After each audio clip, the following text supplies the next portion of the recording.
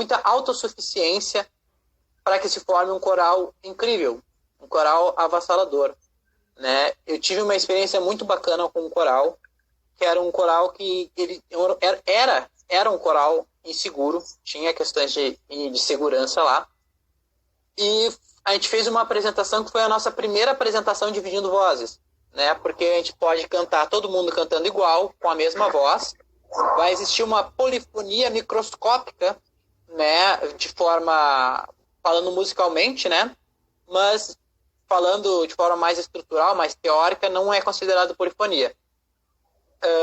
E a gente começou a fazer uma divisão de vozes. Divisão de voz nem sempre quer dizer polifonia em música. Nesse caso que a gente fez não era considerado polifonia, era considerado homofonia, né? Quando as vozes, apesar de cantarem coisas diferentes, elas soam como uma coisa só. E quando a gente fez essa divisão, a primeira apresentação, dividindo as vozes, um maestro estava observando junto. E uma das coisas mais importantes foi ele vir falar para mim como ele se sentiu com a apresentação. Ele se sentiu emocionado, ele sentiu o poder da divisão das vozes, porque todas as vozes, mesmo nervosas, estavam cantando com muita energia, com muita autossuficiência.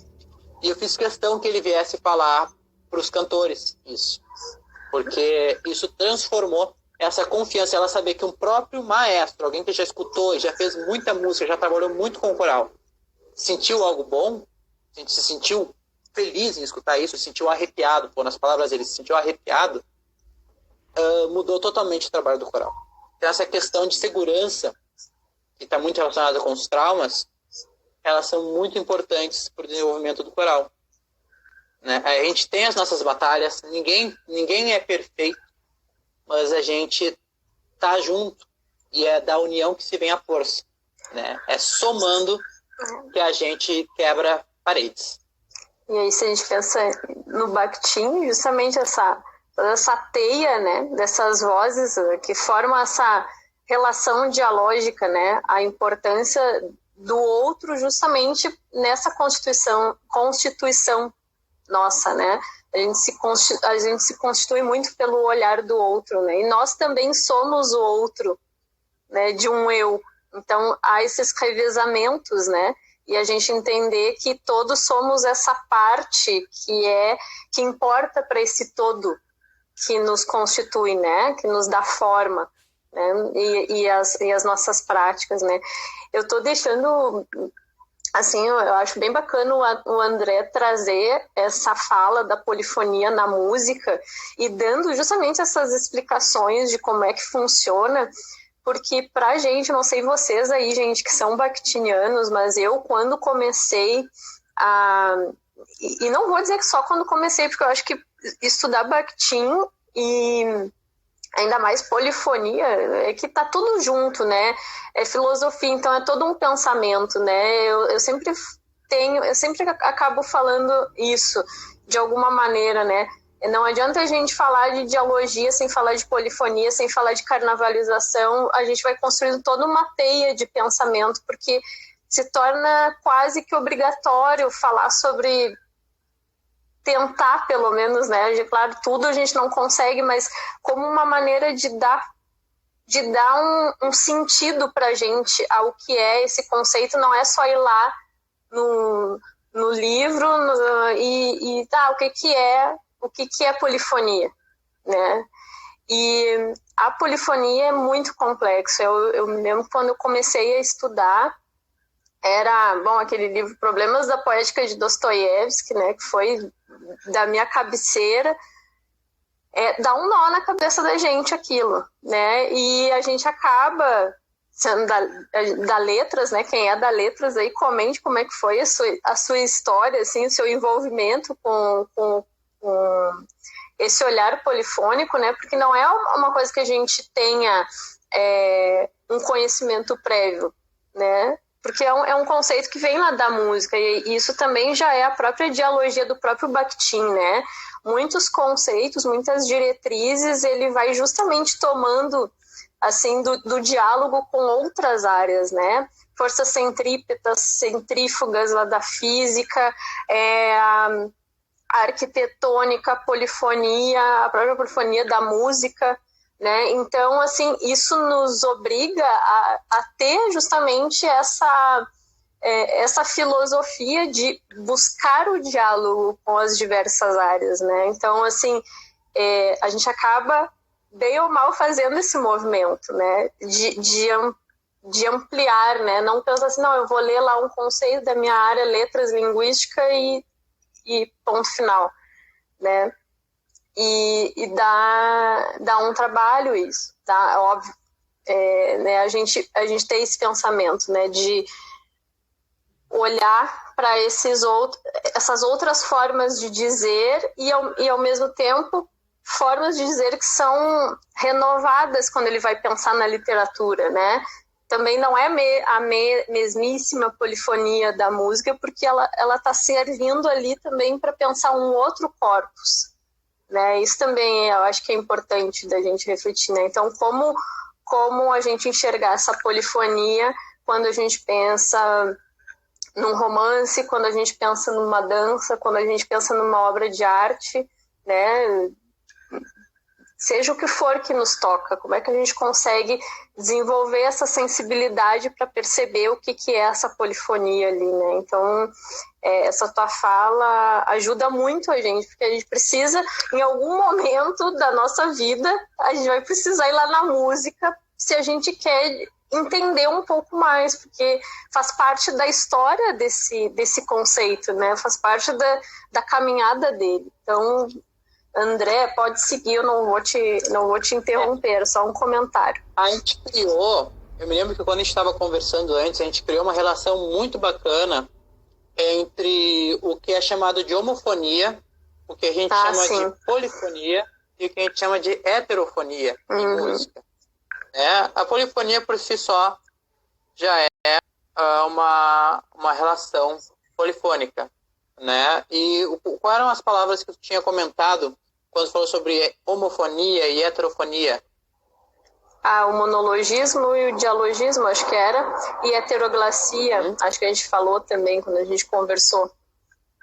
Eu coloquei a heteroglacia e plurilinguismo também, um pouco, mas é bem nessa ideia mais básica, assim, vamos dizer, de que a polifonia, ela não se trata apenas da multiplicidade de vozes, né, que era o que a gente já vem falando, né.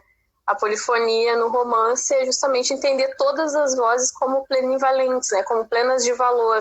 Todas elas têm o mesmo peso, elas estão num lugar de igualdade, vamos dizer assim, né? Isso. Então, e a heteroglacia é essa multiplicidade, mas para pensar polifonicamente não é só a questão quantitativa, vamos colocar assim, né, em termos de imagem, né? Precisa que essas vozes, todas elas ressoem com esse grau de importância, né? Vamos colocar dessa forma, assim. Mas pode falar, André, que daí eu vou entrando no que tu quer trazer. Ótimo. Eu quero só... a polifonia, ela tem muitos sentidos na música. Ela tem muitos sentidos na música. E hoje em dia a gente tem um conceito claro de polifonia, do que a gente acredita ser polifonia. Mas por muito tempo, algo que é homofônico e algo que era heterofônico também era considerado polifonia. Hoje em dia a gente não considera mais, mas é uma questão mais conceitual, né? Não é... Se a gente for pegar, como eu falei, se a gente for pegar na etimologia da palavra, tudo é polifonia, né? Homofonia e heterofonia também são polifonias, né?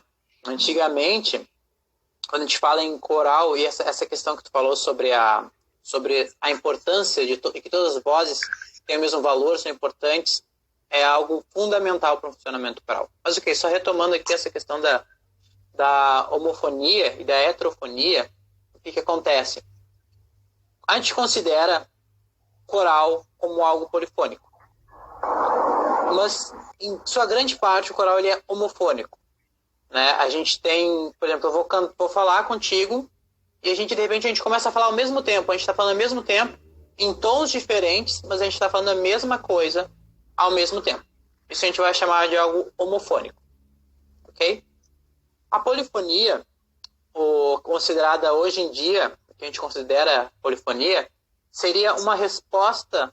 A gente tem até o exemplo, na minha opinião, o ápice polifônico de uma composição polifônica, que seria a fuga, né? A gente vai ter uma exposição, que a gente normalmente chama de sujeito, né? Uma exposição de algum material.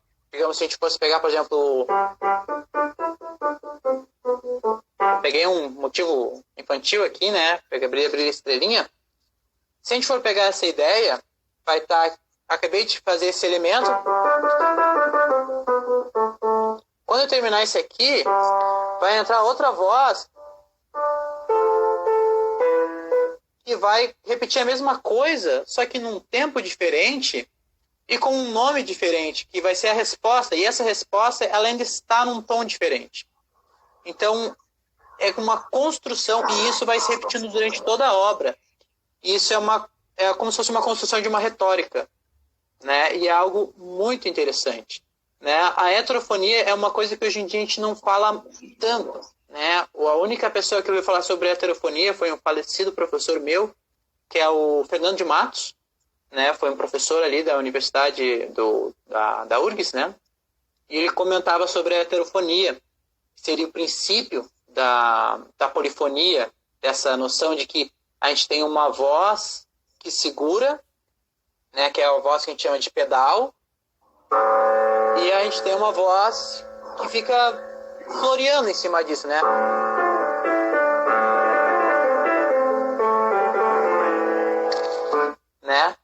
Enfim, então, esse seria o conceito de heterofônico, é um movimento oblíquo, é um movimento de alguém que se mantém na mesma ideia, e de outra pessoa, falando do trabalho coral, né, de uma voz que mantém a mesma ideia, e outra voz que a partir dessa mesma ideia se constrói, se transforma, e no final pode chegar em algum lugar diferente ou voltar para o mesmo lugar, né? E essas duas questões, a gente pode falar que a homofonia, ela tenta ser sempre mais consonante, sempre estar de acordo, enquanto a heterofonia busca se desencontrar para mais tarde se encontrar. E a polifonia seria, em música, falando em música, a obra mestre entre essas duas, a conversa perfeita entre quem está de acordo e quem não está de acordo. Entender isso, construir algo, arquitetar algo e chegar em algum lugar, fazer algo incrível.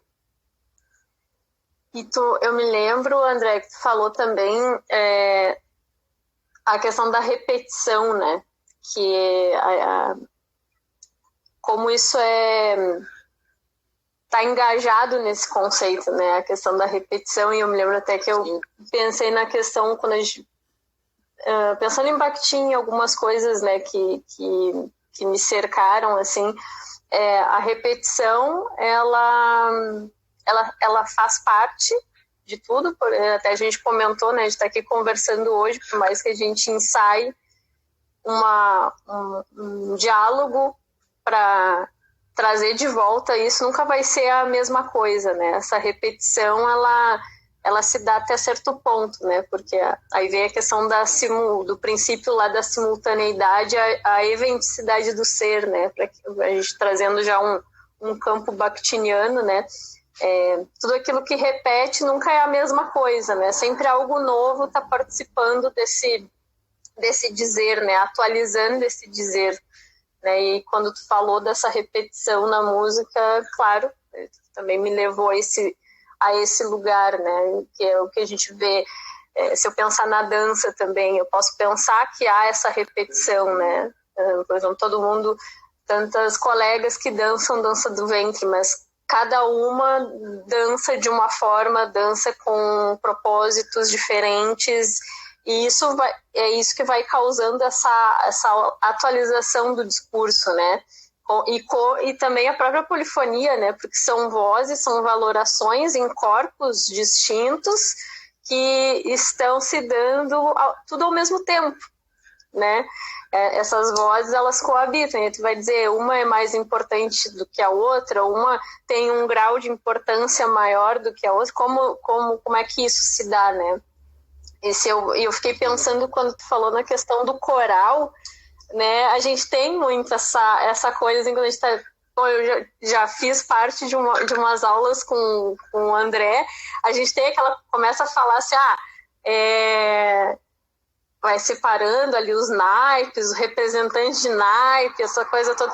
A gente vem muito esse imaginário, né? A gente na verdade, acho que em todas as relações a gente tem uma tendência sempre a fazer equiparações, né? O que é mais importante, o que é menos importante. E isso é a avaliação também, né? Tem tudo a ver com o Bakhtin também, essas diferentes valorações que a gente está todo o tempo avaliando na nossa vida, né? A gente sempre vai avaliar, né? E como essas noções de mais ou menos valia habitam, assim, o nosso corpo, assim, né? Uma tendência que a gente tem. E a polifonia, ela acaba sendo um desafio de a gente ver como é que seria esse mundo, não um mundo utópico, mas a polifonia já é o que acontece, já é a realidade, né? A gente é que traz essa tendência monológica, né? A gente não sai do monologismo, né? A gente tenta impor a nossa vontade, a nossa voz como una, mas não é o que se dá nas relações, né? E aí vem toda essa questão do conflito, dos contrastes, das dissonâncias e do quanto isso é importante, né, para a gente se reconhecer muitas vezes, né? E dessas relações de poder que existem, né? Na vida, na arte, em tudo, né? Então, os grupos, né, são formas que a gente tem talvez mais explícitas, né? Quando a gente vai se transpor para um universo de reflexão, os grupos acabam explicitando muito dessas relações de poder, talvez, né, de uma forma mais clara para a gente, né? A importância, quando a gente fazia essa brincadeira, né, que no coral isso é um trabalho de arranjo, né, é um trabalho de construção, de composição, né? Quando a gente faz essas divisões, que são divisões de naipe, muitas vezes tem toda essa questão lúdica, né? Eu posso conversar pensando do ponto de vista pedagógico, pensando do ponto de vista composicional, um ponto de vista de arranjo, um ponto de vista histórico, teórico, né? Mas quando a gente fala nessa questão de construção, quando a gente encontra todas essas pessoas, a gente começa a subdividi-las, a gente começa a separá-las para construí-las novamente, entende o que eu quero dizer? A gente tinha um grupo cheio de pessoas que cada um tinha a sua história e eles continuam tendo. E eu cheguei e falei, agora eu vou separar vocês. Vocês vão para aquele lado, vocês vão para aquele lado e vocês vão para aquele lado. Vocês agora são todas as suas vozes, agora daquele grupinho é um indivíduo, daquele outro grupo é outro indivíduo, daquele outro grupo é outro indivíduo. Façam isso, entrem em acordo entre vocês. Eu quero que vocês, em grupinho, estejam de acordo. E quando o grupinho de vocês estiverem de acordo, vocês vão entrar em desacordo com o outro grupinho. E vocês vão repetir tanto esse desacordo, que esse desacordo vai entrar em acordo. Vocês vão estar tão afinados no seu desacordo, que quem escutar esse desacordo vai se emocionar. Essa é a ideia quando a gente faz essa brincadeira. Isso é extremamente poético, né? Eu escuto isso, para mim é poesia pura. E eu estava conversando até com a Rosana, não sei se a Rosana está aí ainda, a gente estava justamente falando dos olhares dicotômicos, assim, de colocar fronteiras muito bem estabelecidas, né, entre, por exemplo, língua e literatura, né, porque Bakhtin é linguística, mas ele pensa a arte, né, ele vai, em termos de área, mas linguística para a gente definir alguns parâmetros, mas ele está falando sobre literatura, ele está pensando e dá abertura para que a gente pense todo um arcabouço artístico, né, em termos de verbo-visualidade, visualidade, né? Então, assim, essas fronteiras a gente precisa trabalhar isso na gente, esses olhares de outra forma, né? Não fazer essas separações, essas fragmentações, né? Quando eu te escutei falar agora, você olha que lindo isso, né? E a gente pode perceber, claro, cada um vai perceber de uma forma, mas eu não sei vocês que estudam Bakhtin, né? Mas às vezes tem aquela coisa, o pessoal que vai para a literatura, o pessoal da linguística, então quem é da literatura é mais sensível, quem é da linguística é mais pragmático, mais sério, e não é assim, né? A gente vai ler Bakhtin, é pura poesia, pelo menos para mim é assim, eu me emociono demais, né? Imagina, 2 vozes é o mínimo do diálogo, né? Isso é poético, né? Então, assim, a força que a gente tem quando se tem e tem ao outro, né? Gente, assim, passou muito rápido, a gente tem 4 minutinhos, mais ou menos. Passa voando, nossa. Então, assim, pelo que eu vi, não tem questionamentos, assim. Quem quiser fazer algumas perguntinhas, uma perguntinha, acho que dá tempo, assim, da gente falar ainda. Se não, eu vou rever os comentários, se ficou alguma coisa pendente, tá, gente? Porque às vezes é difícil a gente ir acompanhando aqui, né, os comentários juntos. Se tiver, eu proponho já uma parte 2 pro André, pra gente fazer novamente, e aí eu entro em contato com ele, e a gente marca, vocês ficam sabendo aqui em primeira mão. Mas quero dar esses momentos finais, assim, então, pra gente encerrar. Quem quiser pode comentar, pode fazer questionamentos, a gente está aqui ainda, mas assim, de minha parte quero agradecer muito a participação do André. Fica à vontade, André, se tu quiser falar. Mas é só para não dar saibam que se der um corte aí repentino, porque já está nesse finalzinho, mas queria muito agradecer. O Entre Vozes é um quadro, vamos dizer assim, que eu pensei justamente para não ficar essa questão de a Marícia aqui, pesquisadora, falando só sobre o seu trabalho, o seu olhar, a sua pesquisa, tem muita vontade de dialogar. Então, quem achar que tem uma proposta bacana, quiser enviar para a gente, assim, bater esse papo, trazendo o Bakhtin, mas pensando sempre nas práticas, né? Não ser um momento teórico, né? Aqui eu acho que tem alguém escreveu alguma coisa, deixa eu me achar. É aqui? Deixa eu ver. Daí o papel da educação em contribuir para que as valorações e os objetos sejam coerentes com os atos vívidos. Atos vívidos. Isso, com certeza, Daniel. Pode falar, André, se tu quiser falar. Ok. Não sei se eu vou ajudar em alguma coisa, né? Mas eu não sei se é uma pergunta, mas para mim soa muito como uma resposta. Sim, né? sim, comentário. Porque pensando aqui no coral, eu tenho um trabalho pedagógico, eu tenho um trabalho de ensinar, de passar conhecimento, né? E pensando no meu trabalho, relacionando isso com o coral, que no coral é como se fosse uma turma, um trabalho com a turma, né? A gente tem tudo que eu falei desde o início. O meu principal cuidado é com os traumas de cada pessoa. Cada pessoa tem o seu afeto. Eu sou uma pessoa que eu gosto muito de Spinoza, né? E eu tomo muito cuidado com os afetos dos outros, né? Se eu for impor a minha realidade de educação, como eu aprendi para as outras pessoas, isso não vai funcionar, né?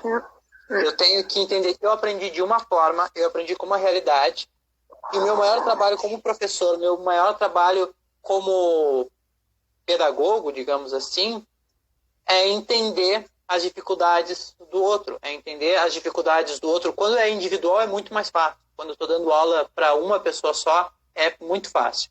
Quando eu estou dando aula para um coral, tem que saber, e muitas vezes a gente não tem tempo, porque às vezes chega um aluno ali atrasado, que tem os seus probleminhas, terminou o coral, ele nem dá tchau, já vai embora. Então, é saber como lidar com essas dificuldades de cada um, com essas inseguranças de cada um, né, no meio do ensaio, às vezes. Saber que um tá cortando. Não, saber a gente que vai... às vezes...